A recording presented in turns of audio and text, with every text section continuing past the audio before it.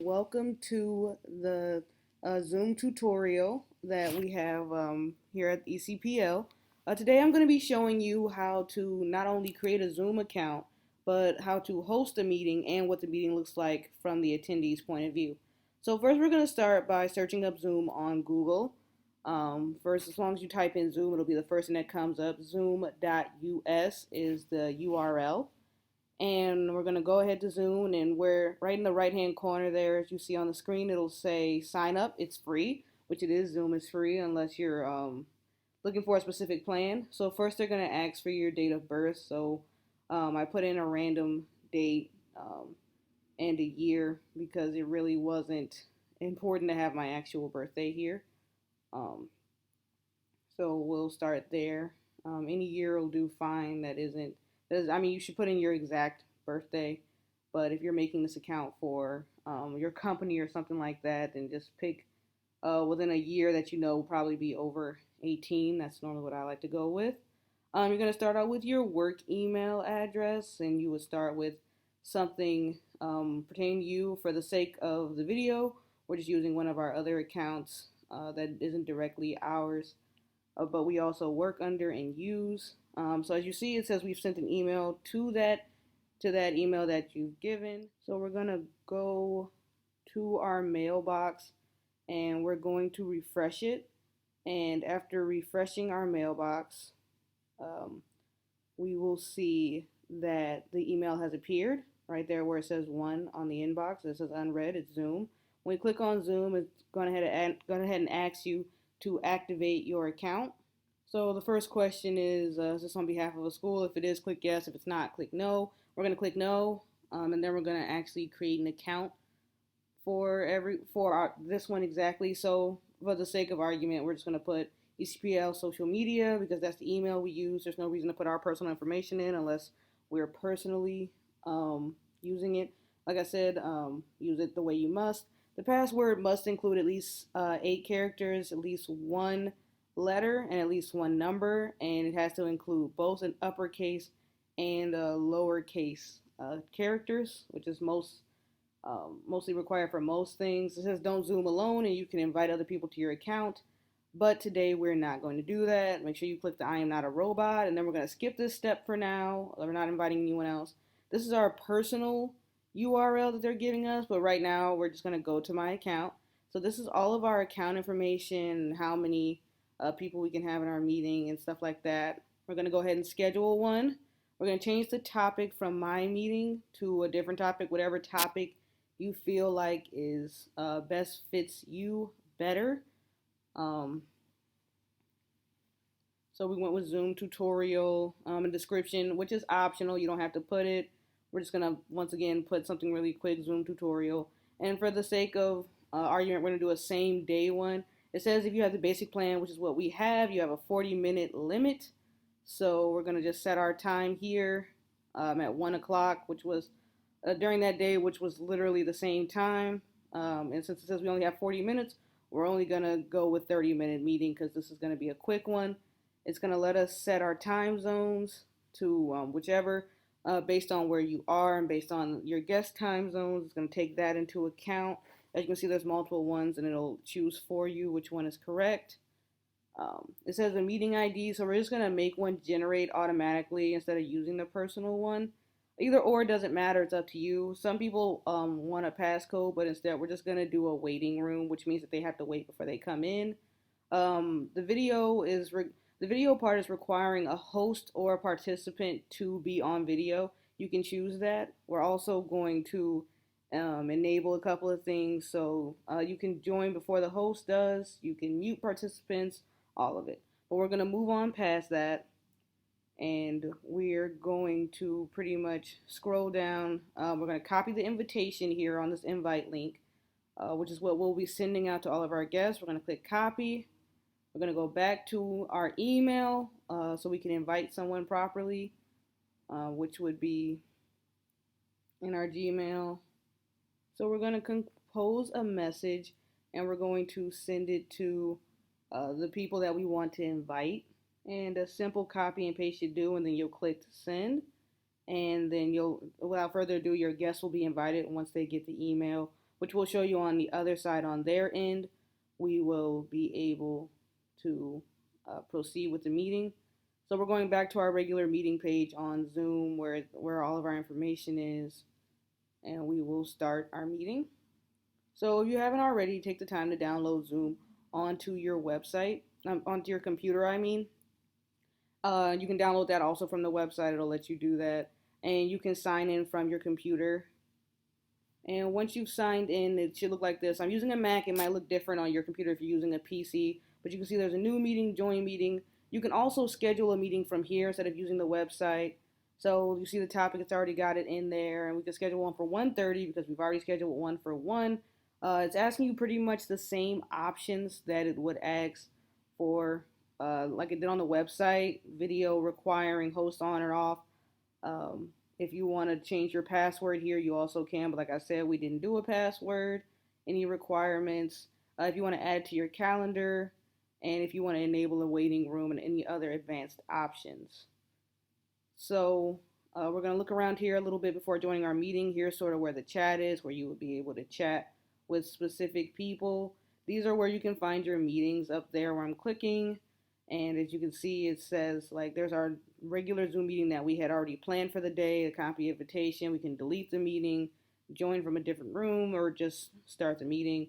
And then there's our contacts if you'd like to start a meeting with someone in your contacts, which we don't have really shared right now. As I said, these are the icons from before. We're going to go ahead and start our meeting now. So we're starting the meeting now. I'm the host, and we're going to join with computer audio. You can join with a different audio if you would prefer. It's completely up to you.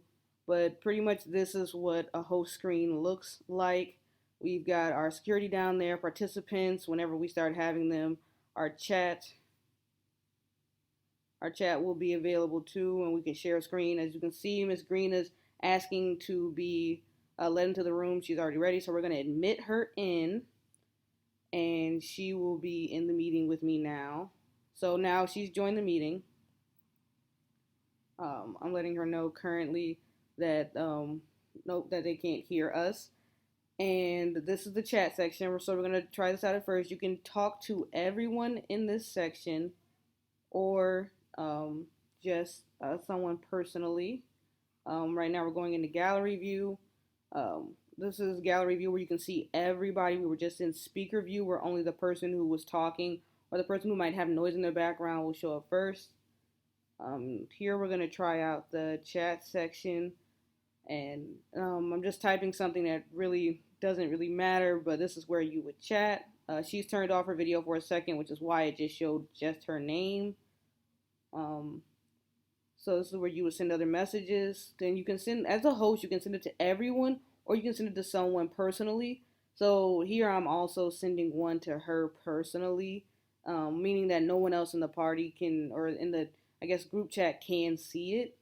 Other than, we do have another person coming later. Mr. Slaughter will be joining us, surely, soon but surely. So we can also share screen, which is what we're about to do now.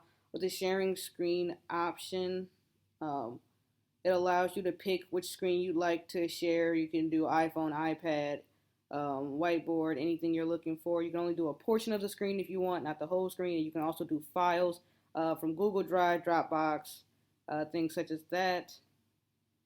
So we're going to go with a portion of the screen, and because we don't want to share our whole screen just yet. Mr. Slaughter was asking to be let into the room.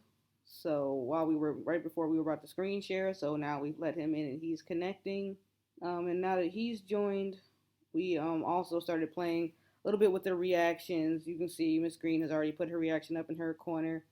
And in order to do that, you can click the reactions there in the bottom corner. You can also start recording your meeting. The reason being is to record for purposes later, in case you want to make sure that you remember what everyone said, in case you weren't taking notes or something like that. You can also mute people if needed, just in case anybody might have too much background noise or something like that. You can mute someone if need be. You always want to be in an area that's good and quiet so that people can't hear you. And when you unmute, you can just unmute yourself by clicking in the corner like I did below. Um, so we're gonna go back and share screens like we were gonna do initially before Mr. Slaughter joined. And we're just gonna share like our Google Chrome screen. We don't really want to share too much else. So currently right now, only the Google Chrome screen is being shared. The rest of my background, my desktop actually cannot be seen. So all they can see is Google Chrome and they can't see anything else. So the rest of that is completely out of their sight. So at the top, you'll see where it says you are now screen sharing, and you can click through the tabs if you'd like to and show them whichever many screens you'd like to show them, and then you can stop sharing whenever you're ready to stop sharing.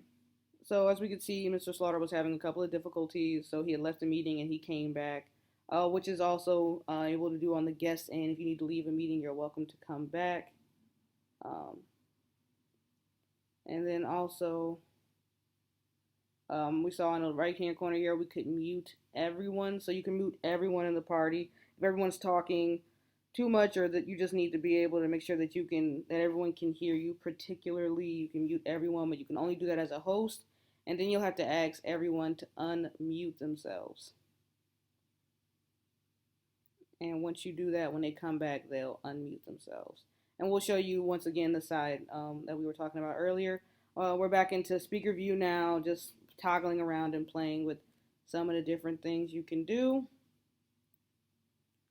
And then this is Ms. Green sharing her page with us, which you're also welcome to do. If you can allow guests to also share, they can request to share, and if they like to, you can let them share their screen, and they'll close out when they're ready to. So this was her sharing her screen with us. And then shortly, a little bit later, she actually left.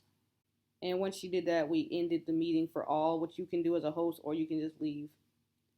So this is the first part of it. As you can see right now, we're converting the recording that we took during it to save for a later incident. And now we're going to move over to the guest side.